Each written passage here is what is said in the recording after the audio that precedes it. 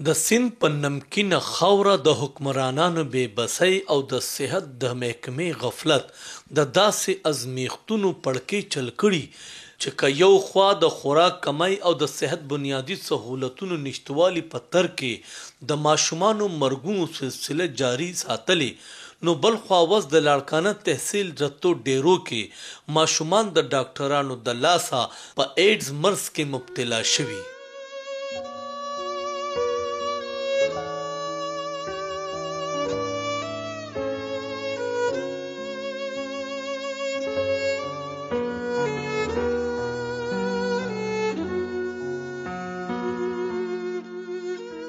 کله چې په دې تحصیل کې د ماشومانو د وینو ټیسټونو کې د ایډز مرض موجودګۍ انکشاف وشو نو په لاړکانه ضلع کې یو غوغا جوړه شوه.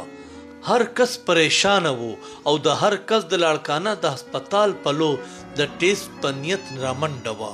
تر اوسه 500,000 نه سیوا خلکو ټیسټونه شوي چې پکې د 200 نه سیوا په خلکو کې د ایډز مرض موجودګي ظاهره شوې ده.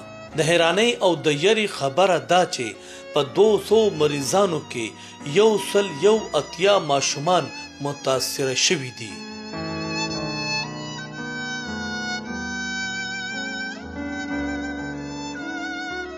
ډاکټرانو وایي چې متاثره ماشومانو عمرونه د 2 میاشتو نه تر 12 کالو پورې دي. ټیسټونو کې د 10 نه سیوا په لوی عمر خلکو کې هم د ایډز مرض تصدیق شوی دی. ډاکټرانو خدشه ظاهره کړې چې یو سرنج په یو وخت یو شمیر مریضانو ته استعمالیدل د دې مرض خورېدلو سبب ګرځېدلې. ډاکټران دا هم وایي چې دا شمیره نور هم سیوا کېدی شي. دلته دا سوال پورته کیږي چې پیپلز پارټي د مدونه په سیند حکومت کوي او د پارټي مرکزی مشران د ذوالفقار علي بټونه تر بلاوله پورې د ټولو مرکزی خلکه لاړکانه وي خو افسوس چې د ډیوی لاندې تیاره وي او دلته خو په ټول سیند توره تیاره ده که هغه تر دی او کوس د لاړکانه دا ضلع په دې دواړو ضلعو کې د میندو غیږونه شړ کېدل شروع شوي.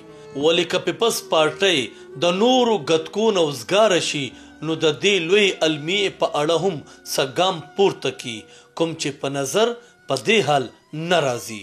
نعمت زاده، خیبر نیوز.